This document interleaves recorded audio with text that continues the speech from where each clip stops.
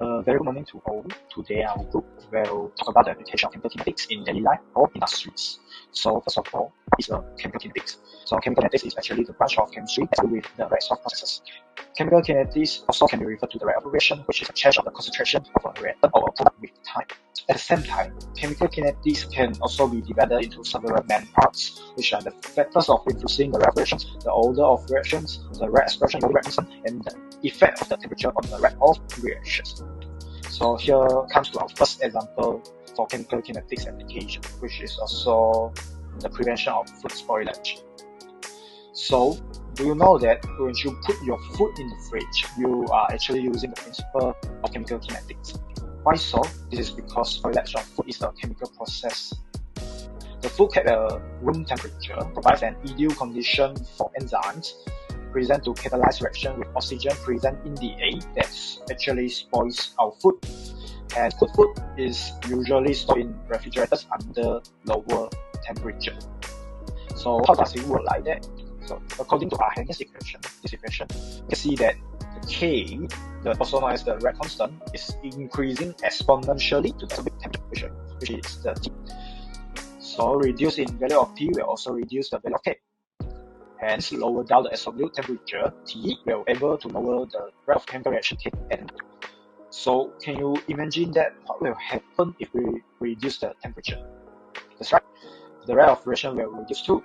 Hence, when we store the food at low temperatures, the rate of its spoilage will also reduces. So refrigeration is actually a direct application of the Arrhenius equation, which also can be referred to the principle of chemical kinetics.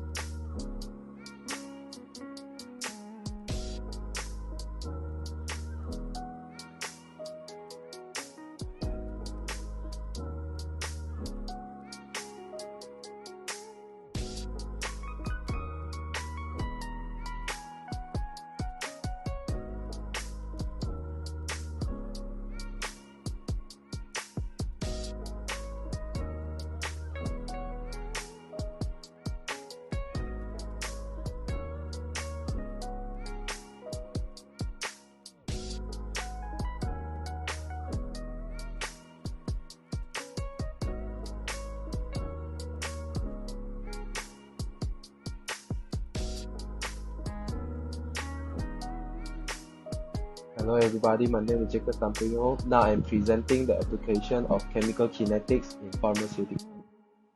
Chemical kinetics is important in pharmaceutical. It used to make sure the patient have a suitable and a safety portion for medication. For example, fluid, prescription, tablets, and so on. The rate of corruption need to be managed well and correctly.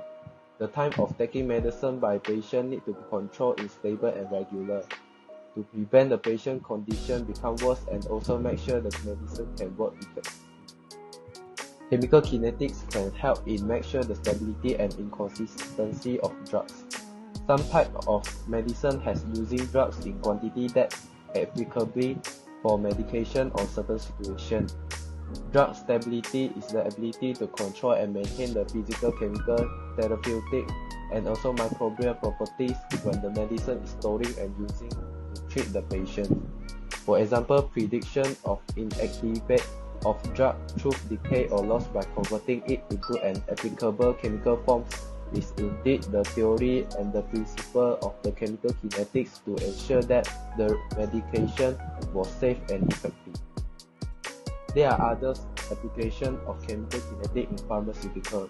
For example, appropriation of the capacity of medication items, giving past use date and times for remedial, and also planning the capacity of clean items.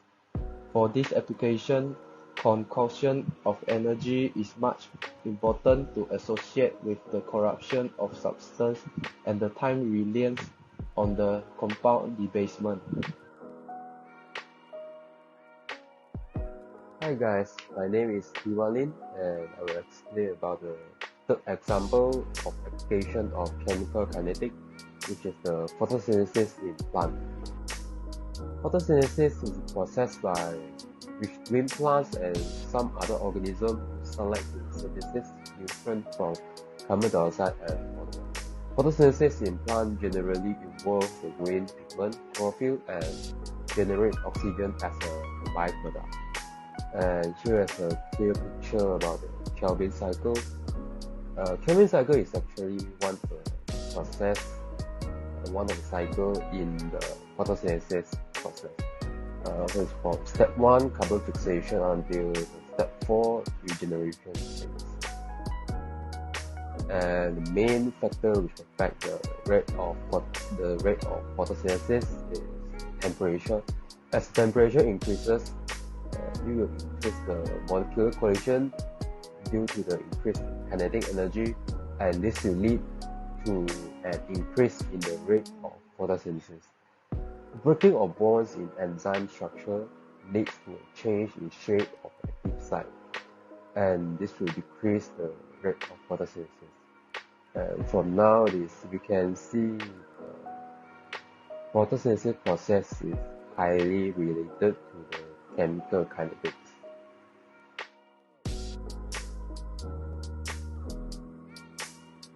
My name is Yojazi, and today I am going to present the example 4, which is radiocarbon dating by the concept of chemical kinetics. So, radiocarbon dating helps to find the age of very old fossil. Secondly, the carbon that is usually used is radioisotope carbon-14. And thirdly, carbon-14 has a half-life of 5,730 years. And this number is very important during the calculation part. And then, during the photosynthesis, plants release carbon dioxide and convert it into organic compounds. Then, the ratio of carbon-14 to carbon-12 on the atmosphere will be matched. After the plants die, the process of photosynthesis stops, meaning that the intake of carbon dioxide including carbon-14 also stops. Hence, the concentration of carbon-14 decreases due to the radioactive decay of carbon-14 into nitrogen-14 atoms. Now is the calculation part. To calculate the first order chemical kinetics, we use this formula which Nt equals to N0 times e power of negative kg, where N0 is the original number of atoms of the isotope, Nt is the number of atoms left after time t, and K equals to the rate constant for the radioactive decay. So half-life is defined as the time required for the concentration of a reactant to decrease to half of its initial concentration. So this is the formula of half-life, which is equal to ln 2 over K. And by the number just now, which is 5,730 years, we can calculate the half-life. We substitute all the numbers into the formula, and finally we will get 19,035 log 10 N0 over Nt years. And since the sample size is known, the total number of atoms in the sample can be calculated, and then the age of the sample T can be estimated as well by using the formula above. And this is the function of chemical kinetics in finding the age of fossil fuels. So thank you for listening. That's all from me.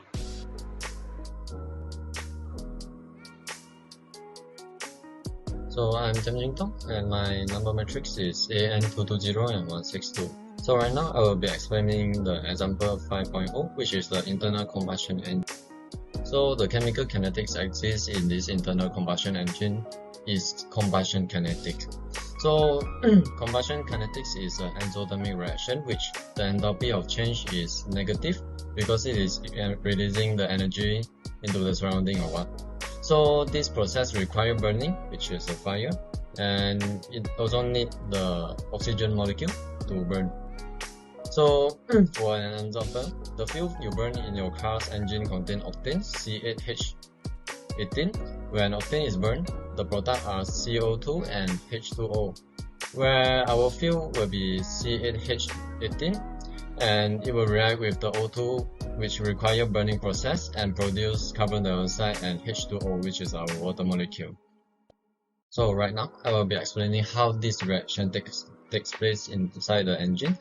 So at the first, the oxygen molecule will enter the engine cylinder, and then the piston inside the engine will be compressing the air, and during this time, the fuel injector will inject the fuel to mix with the oxygen which is already compressed, and then the spark plug will be igniting the mixture which the reaction is now going through, where the fuel will be reacting with the oxygen to produce the carbon dioxide and H2O by using the burning process, and then the end product will be released through the exhaust pipe to the outside. So where do we always use this in the internal combustion engine? So this engine is always used inside the night market, where we will be using the engine to generate energy for electricity, for the light and all that, for their equipment so that people still got light during outside and don't need a very big power supply. They just need an engine to generate electricity for their store. So other than that, the engine also used inside the vehicle to help us to generate kinetic energy for us to move in a greater velocity so that we can shorten our travel time, which helps us save a lot of time. As a summary for this example, we can see that chemical kinetics can be widely applied from our daily basis to medical field. So that's all for our presentation, and thank you for your attention.